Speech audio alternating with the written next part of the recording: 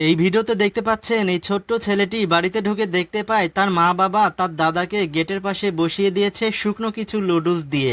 আর এই ছেলেটির সামনে তাকিয়ে দেখে তার মা বাবা টেবিলে বসে খুব ভালো ভালো খাবার খাচ্ছে।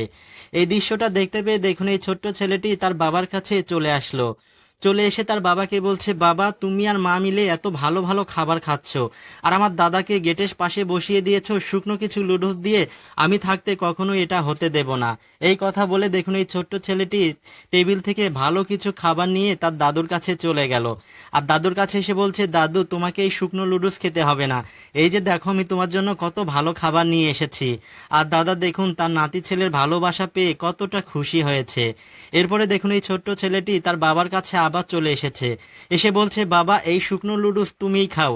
তোমাকে একটা কথা বলি, আমার দাদা তোমাকে কত কষ্ট করে মানুষ করেছে, আর তুমি তোমার সেই বৃদ্ধ বাবার সঙ্গে এরকম খারাপ ব্যবহার কিভাবে করতে পারো বাবা? তুমি আর মা টেবিলে বসে কত ভালো ভালো খাবার খাচ্ছো, আর আমার দাদুকে বসিয়ে দিয়েছো গেটের পাশে এবং শুকনো কিছু লুডুস খেতে দিয়েছো। মনে রাখবা বাবা, আমিও কিন্তু একদিন বড় হব, আমিও বিয়ে করব।